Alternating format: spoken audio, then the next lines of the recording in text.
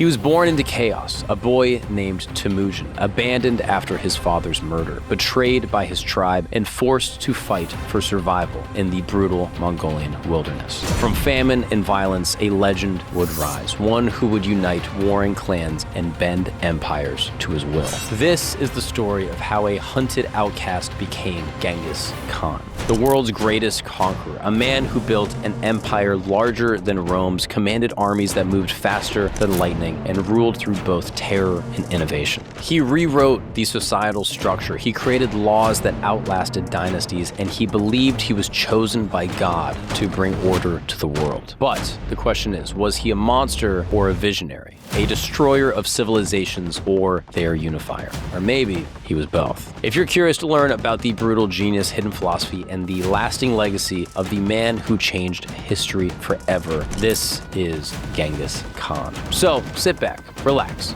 and welcome to History Camp.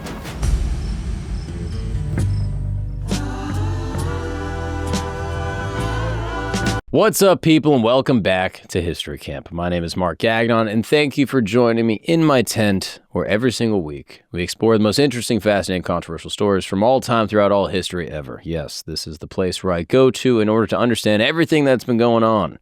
And there's all sorts of stuff. I mean, thousands of years of history, and I'm trying to figure it all out. So today, we have an amazing episode for you that I think is going to chip away at one of the most significant, military leaders of all time. This guy has been absolutely etched into the minds of people that are interested in military history. But before I begin, I do need to give a shout out to my dear friend Christos for sitting in the tent with me every single day. How are you, my friend? Doing great. All right, no time, Christos. You can't be putting conquest on this episode, all right? Because we were talking about one of the maybe the most infamous, military leader ever.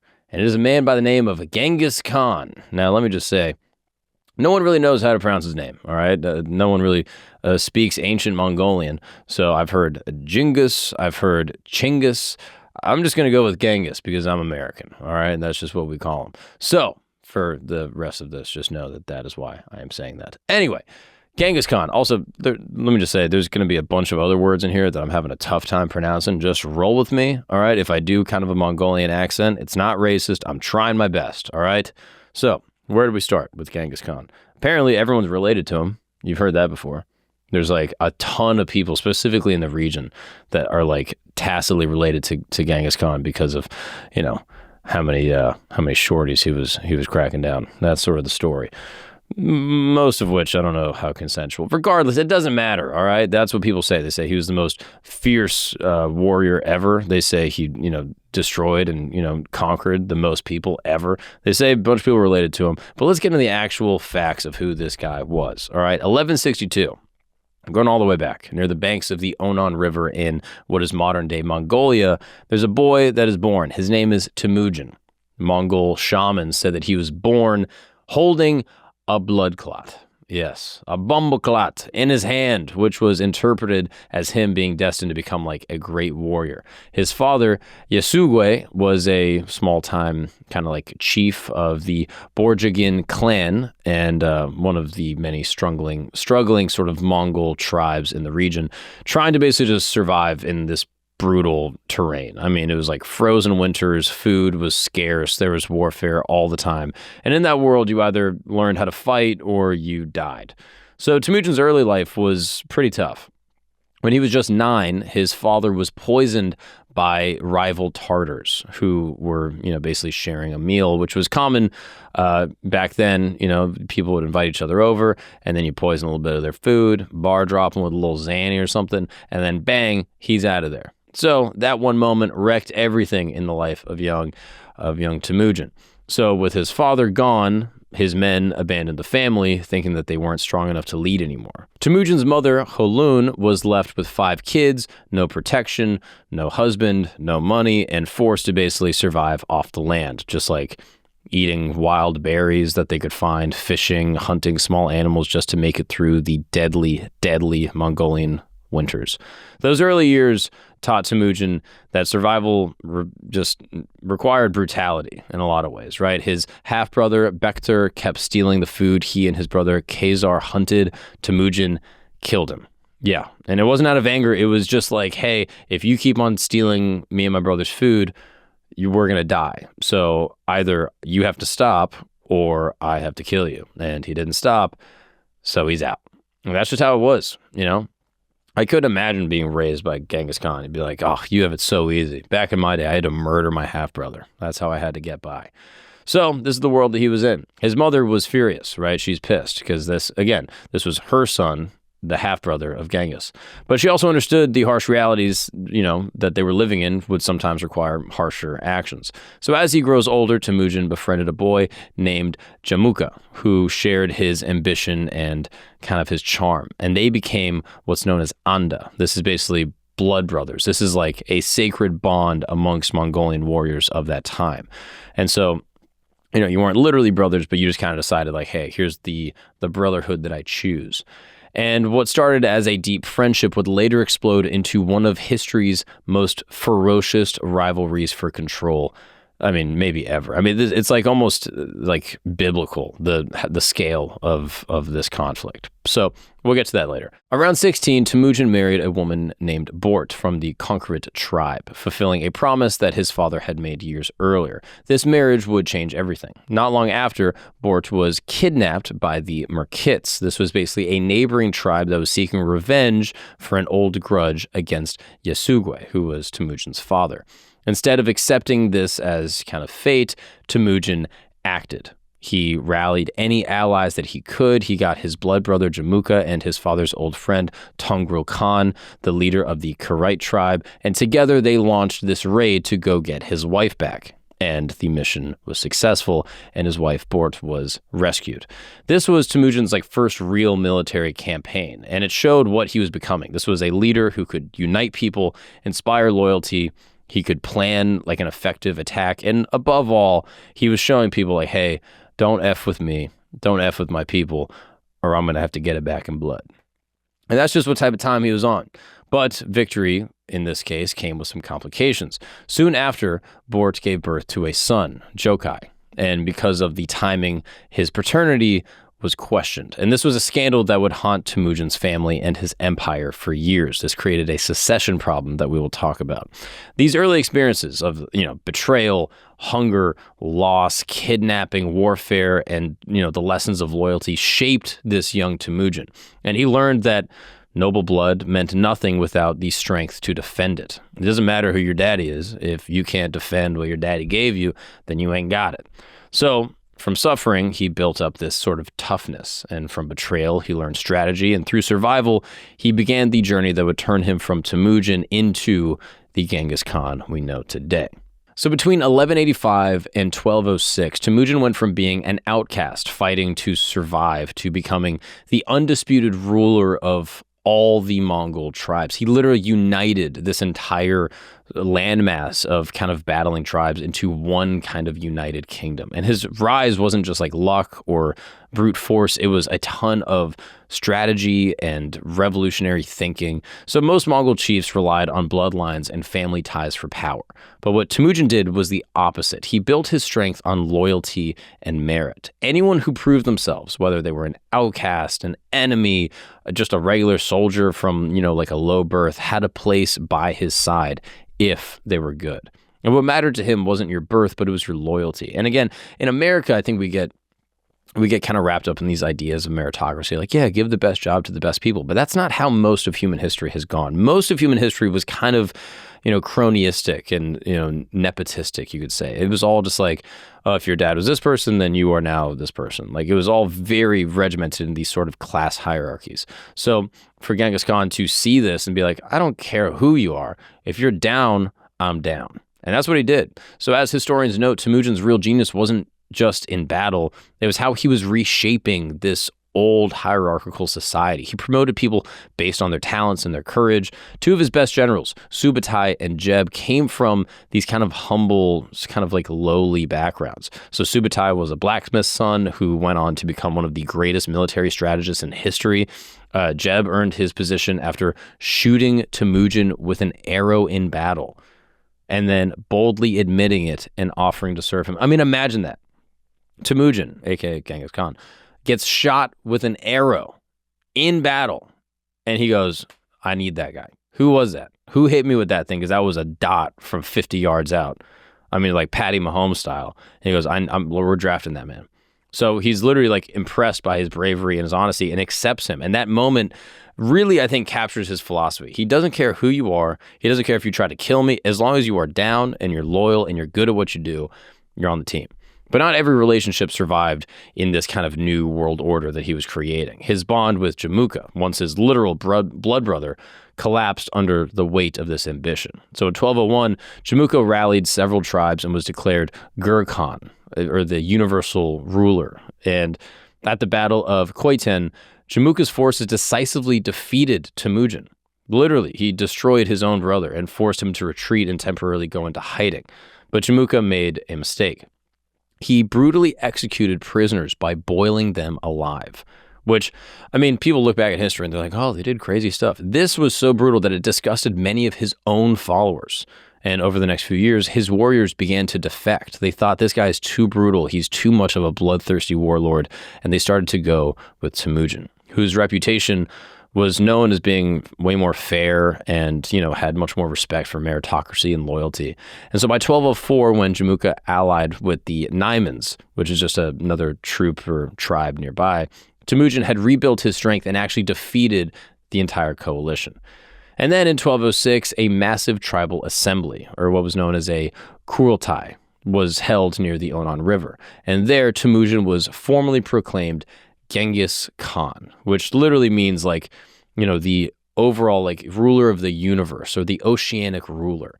And it wasn't just a political title, it carries a divine sort of element with it. He claimed to rule by the will of the Tengri, which is the eternal blue sky. Basically, this idea that heaven itself had chosen him to unite the entire world under one law.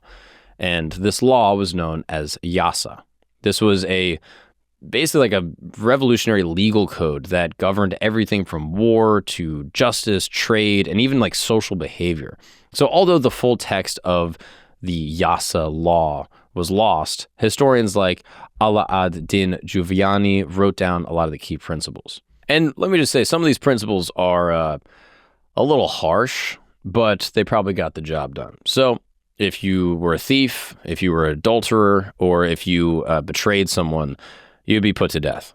And, this gave a lot of protection for merchants and, different envoys, religious freedom, and total obedience under Khan. Now, religious freedom is actually really interesting. He would allow people to kind of worship whatever they did as long as he was still seen as the biggest, most, divine, military force. And it was harsh, but it was generally pretty fair for the time. And it brought a lot of order into a land that was known for a lot of chaos and betrayal. So Genghis Khan also reorganized his army in a really, really brilliant way. So he basically brought in what's known as the decimal system. So units of 10, 100, and 1,000, and 10,000.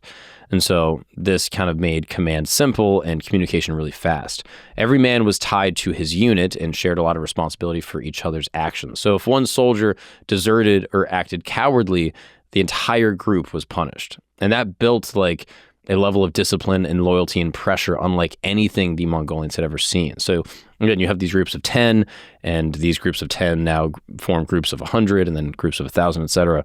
And if one of your 10 guys did something effed up, you were on the hook for it. So everyone was keeping each other accountable. And his early campaigns against the Tartars, the Merkits, and the Naimans weren't random raids. They were planned steps towards unifying this region that we now know as Mongolia. So the Tartars, for example, these are the people, important note, who had poisoned his father years ago, were nearly completely wiped out. The Naimans, this strong sort of Turkic tribe with a lot of Christian influence, were the final major rival.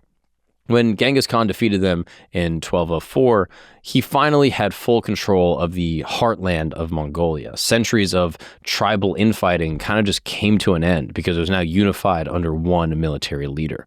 And by 1206, the orphan who once scavenged for food in the, wild lands of Mongolia had become the Genghis, the master of the United Nations, basically ready to extend his rule beyond his little homeland. So let's talk about the army, because this is really the tool that Genghis uses to, take over this entire region. And it wasn't just powerful, it was revolutionary. And at its heart stood the mounted archer. Now, this was a warrior who could hit targets with deadly precision while riding full speed on horseback. And these horsemen could fire behind them mid-gallop. They could reload without slowing down. They could travel 50 to 60 miles a day with the ability to push up to like even 80 or 100 miles in like super urgent situations. And each soldier owned several horses and switched between them to keep each animal fresh. And this mobility made a lot of, traditional defenses like walls or slow-moving infantry on foot and heavy armor, basically useless. That you just had this is like the F-15 of the time. You had a skilled archer on horseback that could just fly past you, bang, arrow to the head, boom, you're done. And the Mongols didn't just rely on speed. They obviously had that, but they also mastered a ton of strategy and deception. One of their favorite tricks was the feigned retreat. And it's basically what it sounds like. They would pretend to flee the enemy so that the enemy would then chase him, only to be led into an ambush where fresh Mongol troops surrounded and then wiped them out. It's actually not that different from Hannibal. We did an episode on Hannibal Barca that would kind of do that same sort of encapsulation, like half crescent, where, part of the team would kind of retreat, they would force them in, and then they would get surrounded on all sides. What's up, guys? We're gonna take a break really quick because buying work boots is annoying. Okay, take it from me, stand-up comedian, podcaster. Okay, I'm busting my tuchus. You can see my hands here, calloused. Don't look too close. Doesn't matter, guys. Buying work boots is tough because basically you got to choose. All right, do I want them to be comfortable? Do I want them to be really durable? Do I want them to be safe? Or do I want them to be affordable? And so now you're going through all these different brands. You're like, okay, well, these are going to wreck my feet.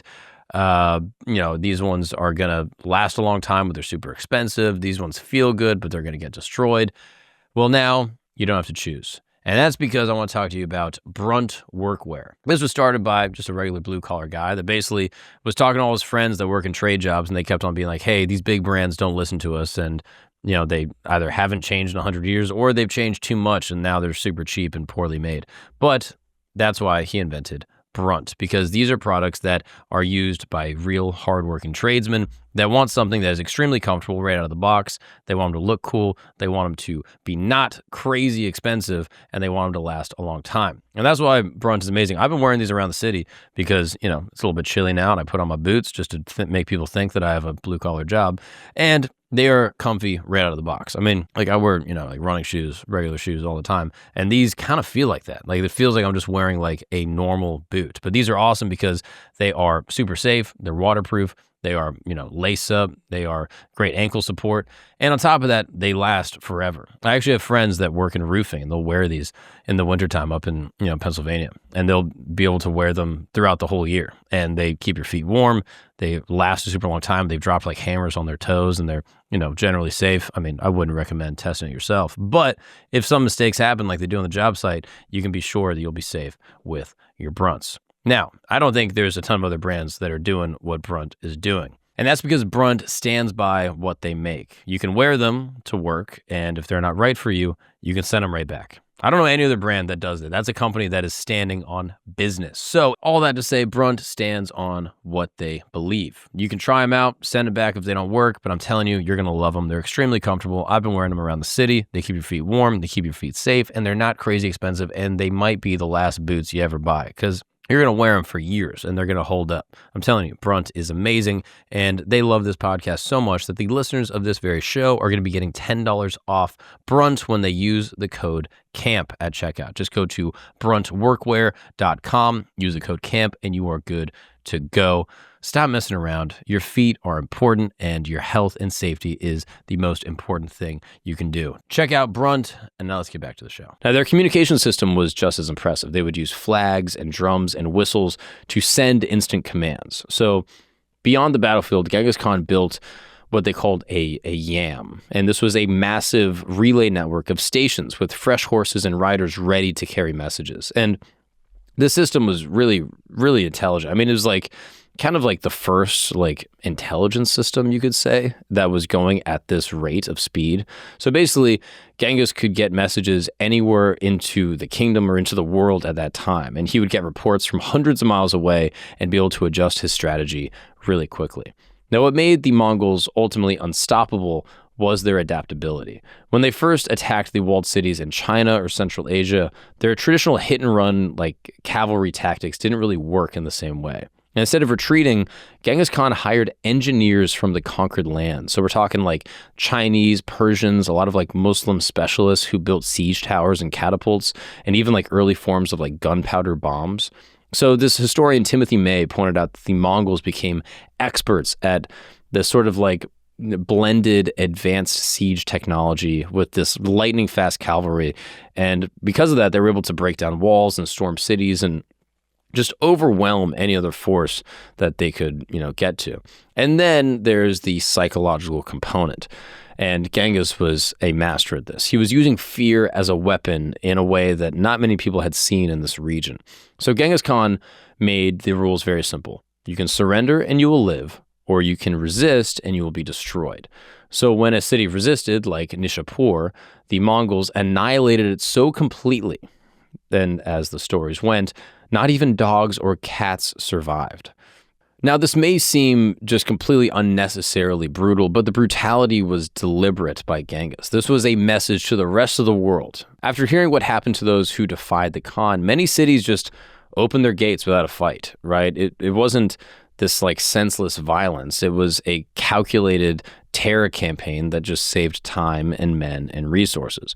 And before every campaign, Genghis Khan's armies knew exactly who they were up against. They had, merchants, spies, envoys would gather intel on enemy defenses and sort of the political situation and supply routes, and they knew which leaders were weak, which cities were wealthy, and how they could cut off food and water to ultimately starve out their enemies. And every campaign was a planned operation, not just this random raid. Behind every charge and every conquest was the bigger strategy designed to expand the Mongol power with precision.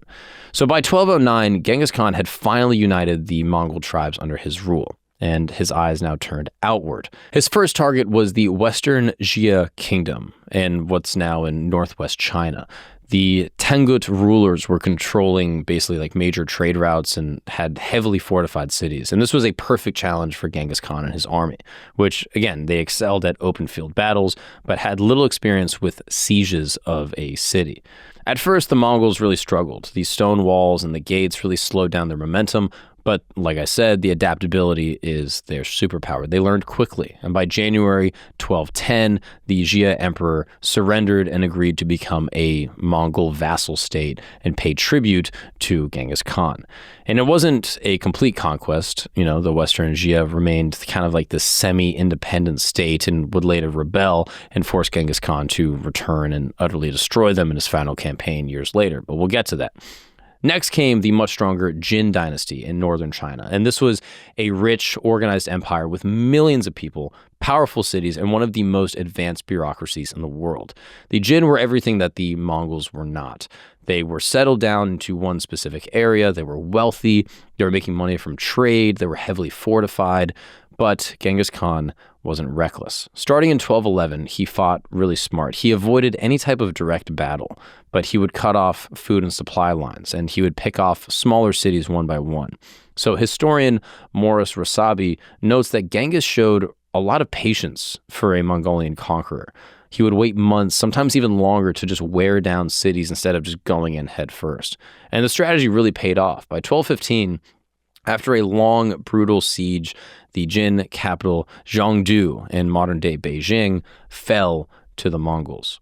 With northern China under his control, Genghis turned his attention west, and in 1218, a new enemy emerged. This is the Khwarezm Empire, and this was basically just like a massive realm spanning modern-day Iran, Afghanistan, and Central Asia. And the trouble started when the Shah of Khwarezm made a mistake. He executed Mongol envoys and merchants. So to Genghis, this wasn't just an insult, this was like sacrilegious. Killing envoys violated the sacred laws of the Tengri, the eternal blue sky, and the response was going to be total annihilation. In 1219, Genghis Khan led roughly 150 to 200,000 men west. I mean, think about that, a force of 200,000 men. And now this was smaller than the Shah's forces, but they were much more disciplined. So his strategy was masterful. Instead of one giant army just descending upon the Shah and his city, he split his troops into multiple divisions that attacked from different directions.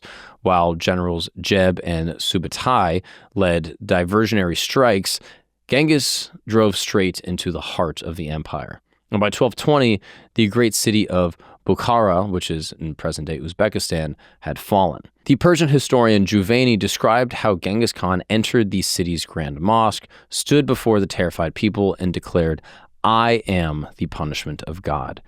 If you had not committed great sins, God would not have sent a punishment like me upon you."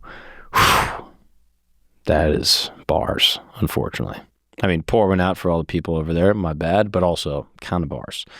And then you have Samarkand, which is in modern-day Uzbekistan, another jewel of the Muslim world at the time. And they, once again, surrendered without much of a fight.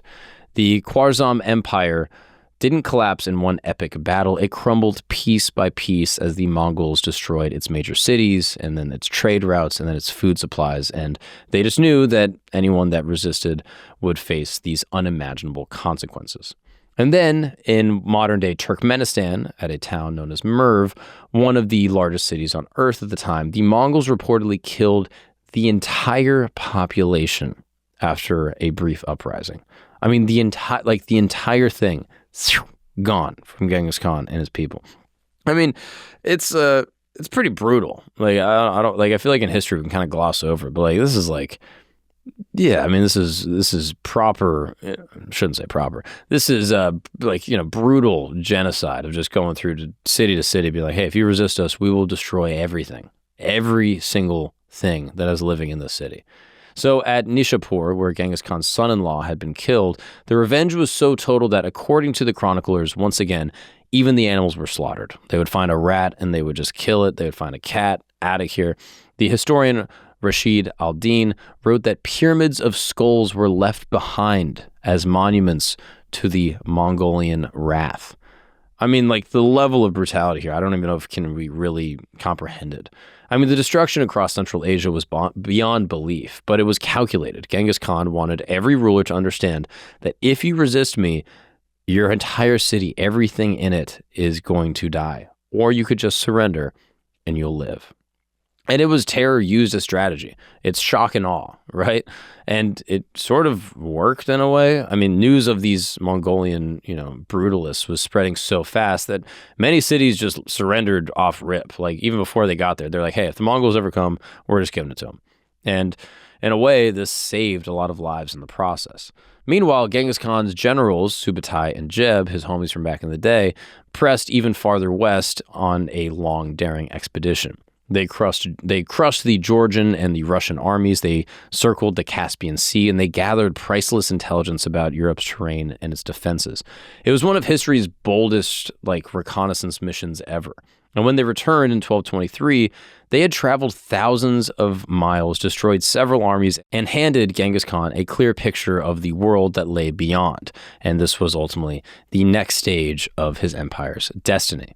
By 1223, Genghis Khan's empire stretched from the Pacific Ocean to the Caspian Sea.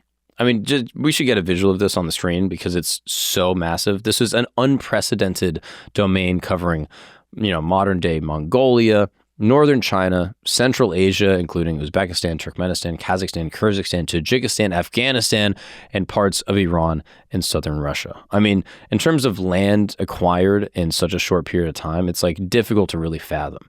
In just over 2 decades, the Mongols had conquered more territory than the Roman Empire had taken in 4 centuries. It was the largest contiguous land empire the world had ever seen, and Genghis still wasn't finished. I mean, just as a side note, I'm pretty sure the reason why, not only, but the reason why Moscow is where it is because the Russians at the time that survived the conquest of the Mongolians, they just fled to a place that would be safe. And so they found this little enclave.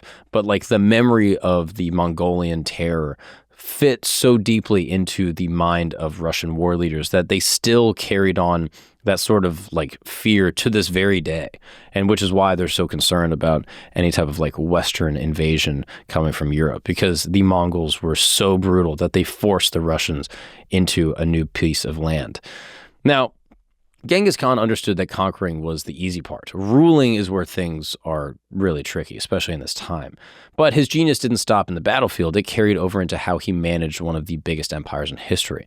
So at the heart of this rule was this yasa. This was this massive code of laws that applied to everyone, no matter the tribe, the rank, religion, whatever you are, you all abide by the yasa. And it wasn't just a bunch of military rules. It was the foundation of justice and order. So like the things I mentioned before, theft, adultery, betrayal, death sentence.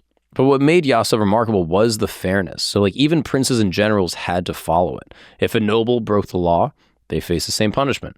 And for the 13th century, this idea of equality before the law was revolutionary. I mean, again, in America, we have this idea like no one's above the law. That is generally a new idea in the scale of human history. For most of human history, it was like, the fiefdom, the serfs that would kind of be on the lower class. They had to uphold the law, and oftentimes the law would be used against them. And then the wealthiest people, the most powerful people, the religious authority, they would be exempt from the law. But it seems like in, Genghis's sort of new empire he built, whoever you were, it didn't matter. I imagine Genghis could do whatever he want, but for most people, they had to, abide by the law or else they would be punished. And so he also built this same government on this merit idea and not on bloodline. So what mattered was your skill and your loyalty and not who your father was. So like I said, Subutai, the son of the blacksmith, was one of the generals. Mughalai, who served under one of Genghis Khan's rivals and was later captured, proved his loyalty and was then trusted to rule northern China, basically independently. Even Genghis Khan's sons, Jokai, Chagatai, Ogadai, and Tolu, weren't spared from earning their keep. They got territories to manage, but if they messed up, their father would come down on them just like he would anyone else. Now, one of the smartest moves was promoting the idea of religious tolerance, which again, in America, we kind of take for granted, but at the time it was, convert or die. So Genghis himself followed the traditional sort of Mongol shamanistic faith. They worshipped this eternal blue sky, this Tengri that I mentioned, but he didn't force his beliefs onto others. So they would conquer Christians and Muslims and Buddhists and shamans, and they were all treated generally pretty equally. All right, fellas, sorry to interrupt this wonderful program, but it is that time of the year. The air's cooler, days are a little shorter, the leaves are falling, and maybe you're feeling a little reflective, maybe thinking about life. So let's reflect on something. How's the old P word treating you? You know what I'm talking about. I'm talking about the porn word. You've heard me talk about it. Porn messes with your brain, your relationships, maybe even your soul, if you believe in all that. And with No Nut November finally here, there's no better time to just hit pause and just see what life would be like without just, gooning all the time. But here's the thing, quitting anything is pretty difficult, It's quitting something hard, as hard as this is, extremely hard. It is very difficult. And that's where the November Project comes in. It's a 30-day global movement to stay porn-free for the month of November. 30 days, that's nothing. You got that, right? The goal, basically 1 million people taking it, together to just retain just their precious life fluid, all up in their body. So once you sign up, you'll get daily texts or emails with quick reflections, some tools, and maybe challenges to even help you through the month. You'll basically be a part of a movement, something bigger than yourself, right? Thousands of people all working towards the same goal, focused on freedom, focused on controlling your life. And I'll be honest, me and all the people here in this wonderful studio have already, signed our pledge. Christos, you're off, right? That's right. Starting early. I can tell. I mean, you're glowing. You have a vitality to you I've never seen before. So, come on through. Not literally, but more metaphor. Don't come through. You get what I'm saying. So, let's see what we're capable of when we put the phone down and we show up for ourselves and just tap in with the boys. Let's take control. Just for November. How hard could it be? Let's get back to the show. I mean, interestingly, religious leaders from the priests of the day to imams and even rabbis were exempt from their taxes and military service. And this wasn't some type of equality or kindness. This was a strategic political move. Genghis knew that religious conflict would weaken the empires. And by having such a massive empire with so many different types of people and people groups and religious identities, he would have to find some way to keep some type of cohesion. So with this religious tolerance, he let people worship freely, and that kept the peace and the loyalty amongst his subjects. So as historian Jack Weatherford points out, that level of tolerance was basically unprecedented for its time. And under his rule, trade flourished again across the region that had been destroyed by war. The Silk Road came back to life, with Mongol soldiers protecting caravans and keeping trade routes safe. The same sort of yam system that, relay station with fresh horses that could move information really quickly, was really helpful for travelers and traders. So merchants were encouraged to operate freely and bring wealth and goods and valuable intel back into the empire. And Genghis didn't see them as mere businessmen. He saw them as the veins of his empire, and it would keep it connected and alive. Now, behind the scenes, he ran a tight intelligence and diplomacy network. So the Mongolian spies would go out and gather information, and they had informants in foreign courts, and diplomatic missions weren't just handshakes, but they were scouting operations. And when someone dared to harm a envoy of Mongolians like the Shah of Khwarezm did, the punishment was total destruction. And once again, this was just a message to anyone that says, hey, if you disrespect the Mongolians or you just disrespect our diplomacy, you will pay for it dearly. And throughout all this, Genghis Khan didn't just create an empire through fear and war. I mean, he did do that, but he built one with systems, law and trade and intelligence and tolerance in certain ways that really tied a lot of these vast territories together. And that's what made this empire not just the largest in size, but one of the most efficiently run in history up until this point. And at the core of his beliefs was this idea of Tengrism. And this was an old Mongolian faith built around, this blue sky. And this was the divine force that ruled over everything. And he didn't see himself as a god, but as heaven's chosen instrument, almost like a messianic figure meant to bring order to this fractured world. So when he set out to conquer other lands, he didn't think he was chasing power. He believed he was literally doing the will of God. In his eyes, resisting, Mongolian rule isn't a rebellion or a defiance against him. It is a defiance against God itself. And for that, destruction was not only justified, it was just necessary. Like, that's the way that he saw it at the time. And this wasn't just political talk. The secret history of the Mongols and other sources make it very clear that he truly believed in this sacred mission. Like, he was a proper sort of shamanistic religious ideologue. And it gave his conquest this spiritual backbone and his rule a sense of higher purpose. Now, Genghis had a personal code that was really blunt. Loyalty is the most important thing. If you stood with him in the tough times, he rewarded you with land and power and trust. But if you betrayed him even a little bit, death was guaranteed. Merit mattered more than birth, and, a poor shepherd could become a top commander if he was good. And his law, this yasa, was the backbone of this justice system, and everyone was underneath this rule. But here's the thing, Genghis wasn't only about this fear and destruction, he also knew when to use mercy. So anytime they would take over a city or a kingdom, they would find the people that had skills, engineers, doctors, artisans, and even like administrators were protected and actually absorbed back into the empire. So captured enemies could rise the ranks if they could, prove that they were loyal. And his mercy was really calculated. It wasn't emotional. It wasn't, like, oh, I should spare this person. It was like, are you valuable to me? Do you have skills that I can use? And are you willing to be loyal? And if you resisted in any way, you would just be destroyed. In his personal life, Bort, his first wife, was actually really important to him. And that relationship was, it's really substantial in a lot of ways. Even though he took on other wives for political alliances, his first wife remained the empress and his most trusted confidant. And they had this bond that endured a lot of the wars and long separations and even her abduction early on.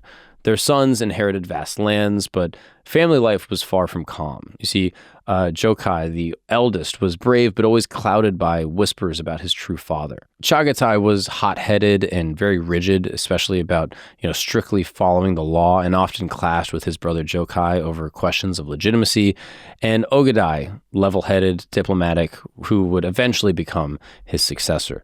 Now, Tolu, the youngest, was considered the best warrior of all four brothers. He was fierce and hot-blooded and the one who most reflected his father's warrior spirit and temper.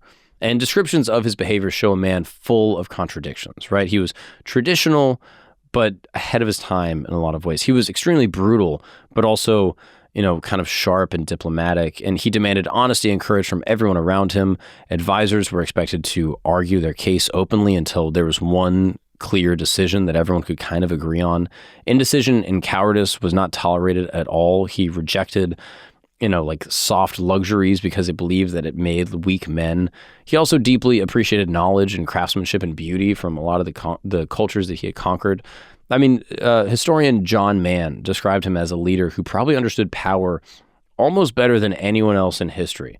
Someone that was both feared but also respected in a lot of ways, who ruled with a kind of brutal clarity and purpose. Now, Genghis Khan, his rule didn't last forever. So in 1227, he launched a final campaign against Western Jia, the Tangut kingdom that had refused to provide the promised military support. Now, this is the one that he took over, and everything was fine until there was a rebellion. Well, this is what it is. He said, all right, Jia, it's time for your military to come through and do one of my conquests. And they said no. Now, Genghis Khan was in his mid-60s, ancient by the standards of Mongolian warriors, but he still led his army with the same relentless energy. At 60, he was still going into battle on horseback, just effing people up. Now, the Mongols crushed the Tanguts, but during the siege of their capital in Yinshui, now in north-central China, Genghis Khan died. How he died remains a mystery.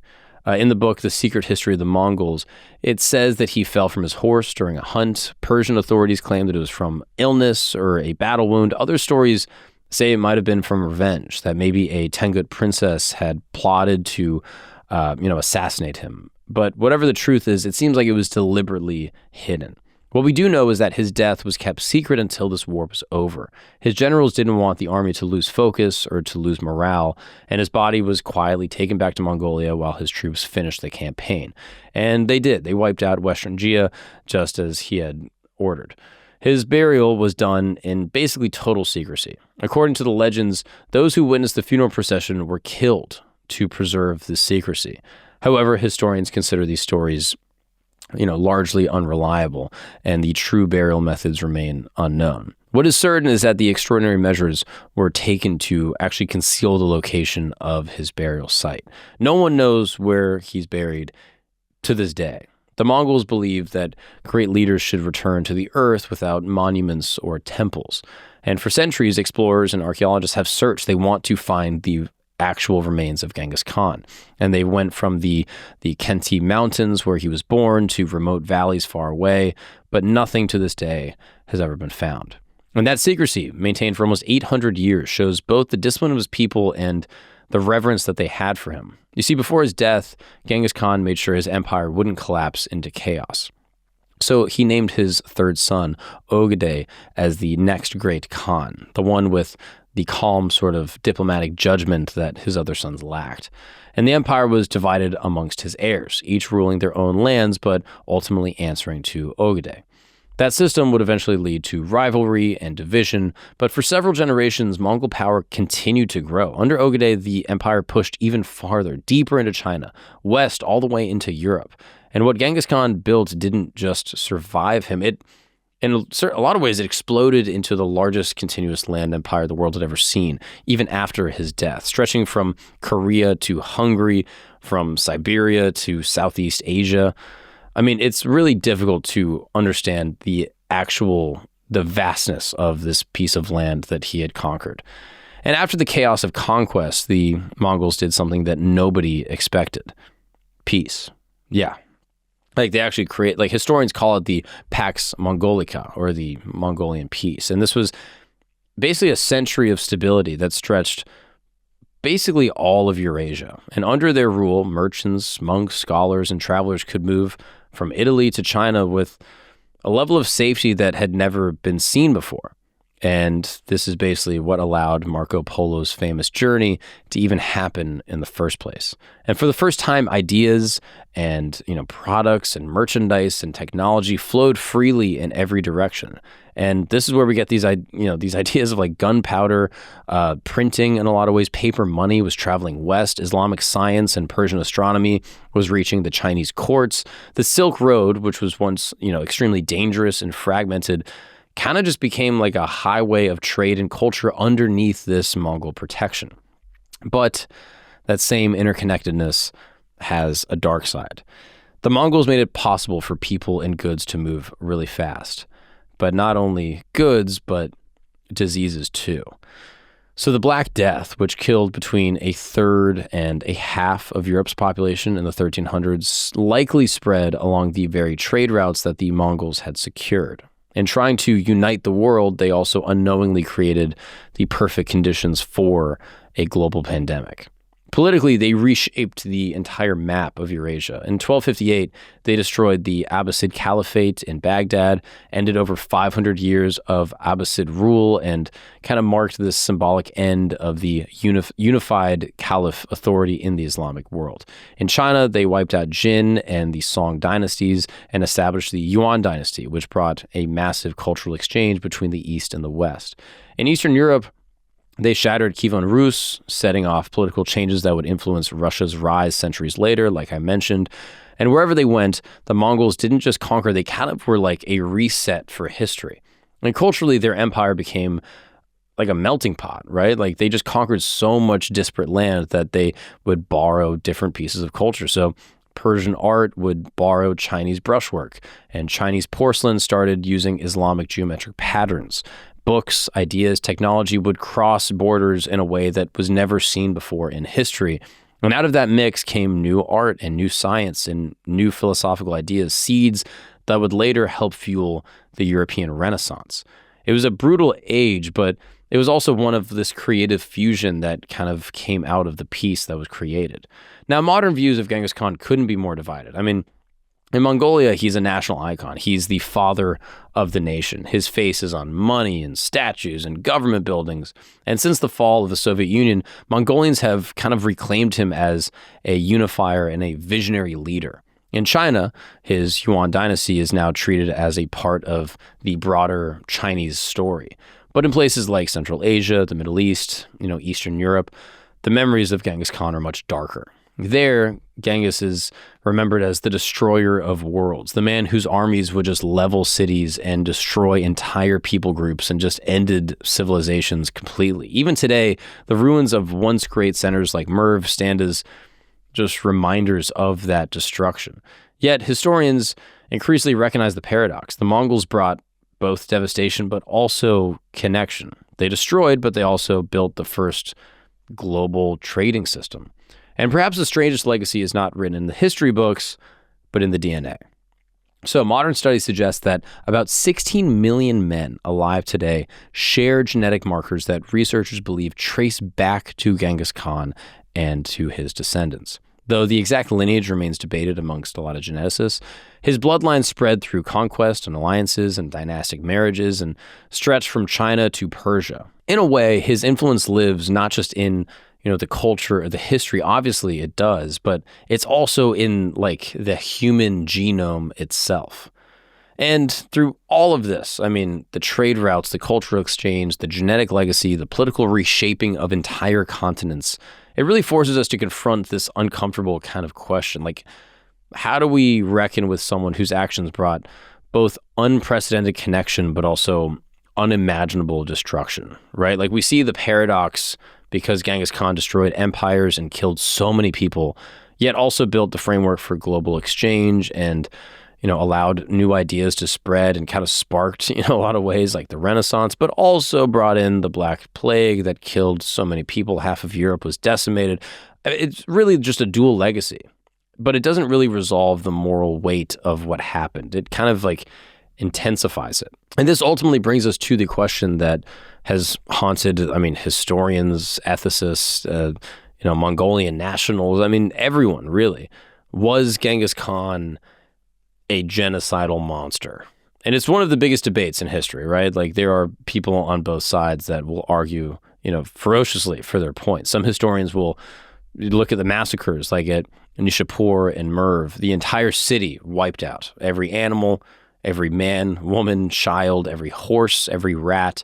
Like this is obviously genocide. Others argue that Mongols weren't driven by hatred or ideology. It was just strategy, and that in war, you got to get rid of people. And their violence had a purpose. It wasn't just to destroy and for death. It was to spread this fear and this kind of shock and awe tactic that would make others surrender without a fight. And in that case, you're actually saving lives, right? You kill an entire city of 1,000 people to then force a city of 100,000 to surrender. So, where does that leave you? In most cases, they offered peace first, right? They weren't just going in saying, hey, we're going to destroy you. They said, hey, you can surrender. And those who resisted were then destroyed. And those who surrendered were spared and in certain ways would prosper underneath this Mongol rule. So in that sense, the brutality was, calculated. It was not senseless in a way. But again, this debate still goes on today. And this raises even a bigger question. Can we really judge someone from the 13th century by today's moral standards, right? Like back then, war was much more common. It was much more brutal. I mean, cities were burned down. Populations were enslaved. It's not unique to Mongols, right? What set them apart was how fast and how organized and how relentless they were. Still, saying it was normal for the time doesn't erase the human cost. I mean, millions of human beings, just like you and I, died. And the terror that they unleashed are left scars that exist even to this day. It's also worth noting how history treats similar empires kind of differently. So take Rome, for example. I mean, their conquest killed and enslaved massive numbers of people, yet they're often seen as like civilizing. We have roads, we have laws, there's governance, all these things are so important, and then the violence is sort of downplayed. The Mongols, by contrast, are remembered mostly for the destruction, even though they also built law and trade and network and order and religious tolerance.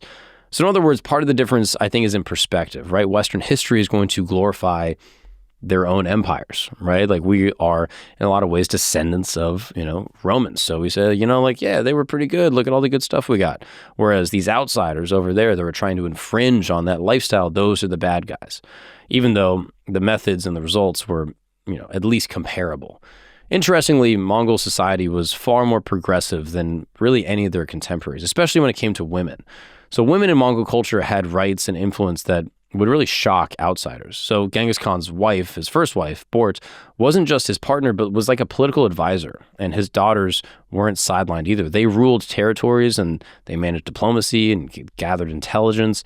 Mongol women could own land, they could run business, they could sit in family councils. And at the 13th century, this was like unheard of. This is revolutionary. So how Genghis Khan is remembered also depends on who's telling the story. So the secret history of the Mongols paints him as a man chosen by heaven. He's just, he's loyal, destined to bring order to the world. Persian historians, as you can imagine, like Rashid al-Din, though writing under Mongol rule, described both his genius and the destruction he caused. Chinese records will differ. The Yuan dynasty writers celebrate him as a legit emperor, while later Ming historians condemn him as a barbarian and a conqueror. History, as always, is written through the lens of, whoever you're looking through. Even archaeology struggles to get clear answers. The Mongols, based off of their shamanistic religion, didn't build these grand monuments or like these massive cities. They valued movement. They liked being able to be quasi-nomadic, and they didn't necessarily long for the permanence of a lot of, European type of empires. They also hid their dead. So the sites linked to Genghis Khan or any of his descendants are treated as sacred in modern Mongolia, so excavation is heavily restricted. Despite decades of searching, his tomb is, probably going to remain an unsolved mystery, hidden either by terrain or, perhaps a deliberate attempt to keep his whereabouts unknown. I mean, just to give an example of like the scale of how like Genghis Khan and his armies actually changed the world, it literally changed the environment. So as populations were wiped out in parts of China and Central Asia, farmland was then abandoned, and the forests that these farmlands were on actually grew back. And some researchers think that this may have temporarily cooled the global climate.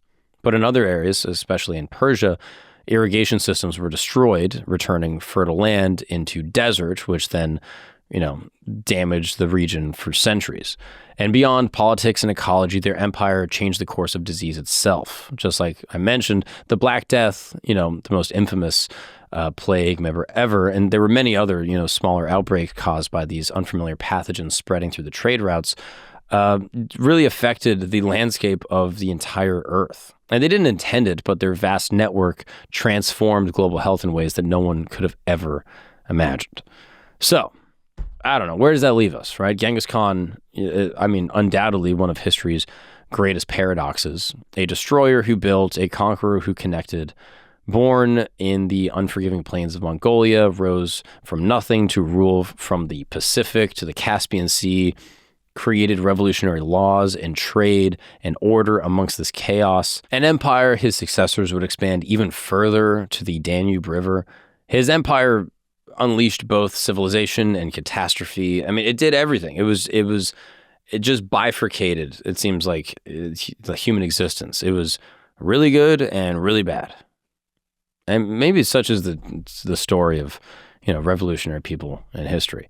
I don't know if he can be confined to be like a hero or a villain. He's both, right? Like, is a wildfire good or bad? And it's like, well, it destroys a lot of stuff, but also there's new growth. It's also like, is it inevitable? Again, in the modern world, we're connected and we're global. We're shaped by trade, and we still carry the legacy of Genghis Khan.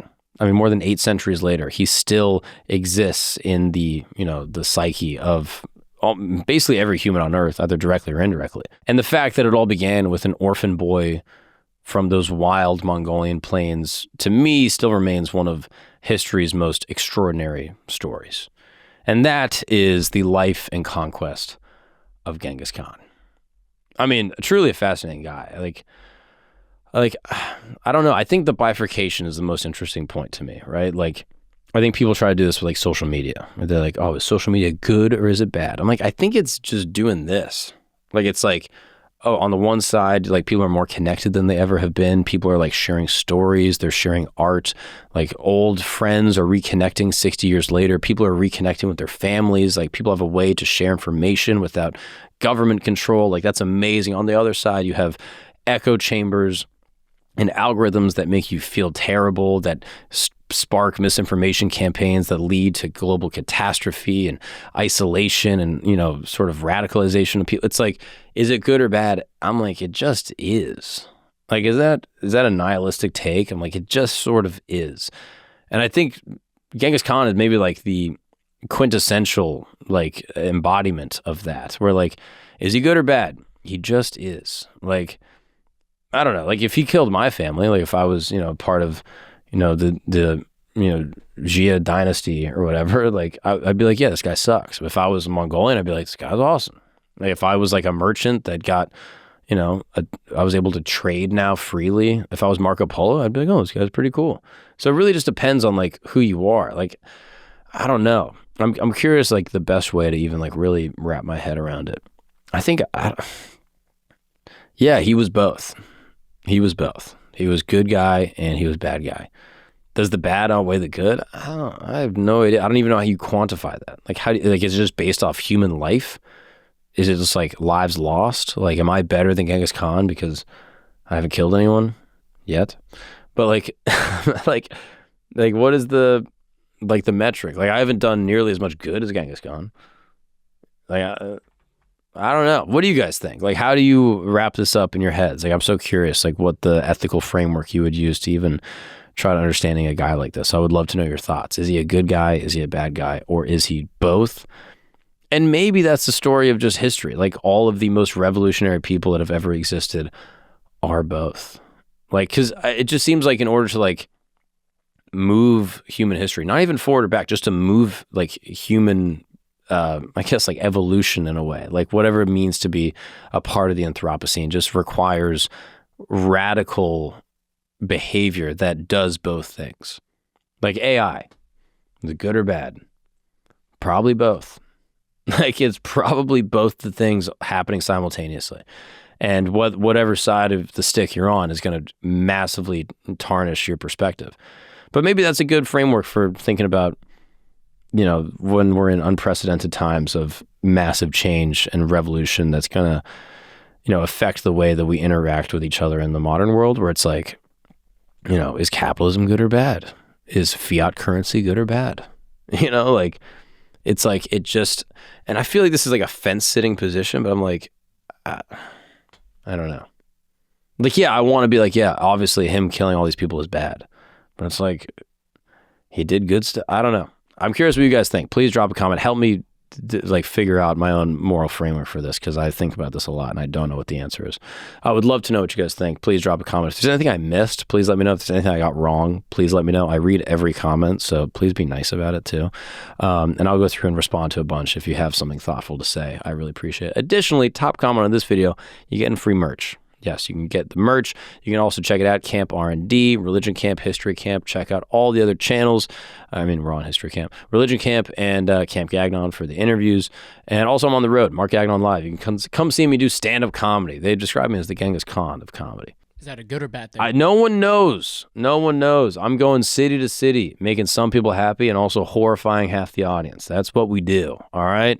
Anyway, guys, thank you so much for joining me for another episode of History Camp. Thank you guys for being a part of it. I truly appreciate it so much. Like, the community that we're building is just, it's exceeded my expectations. So thank you so much for being a part of the ride. I appreciate you all dearly, and I will see you in the future to discuss the past. I'll see you then. Peace.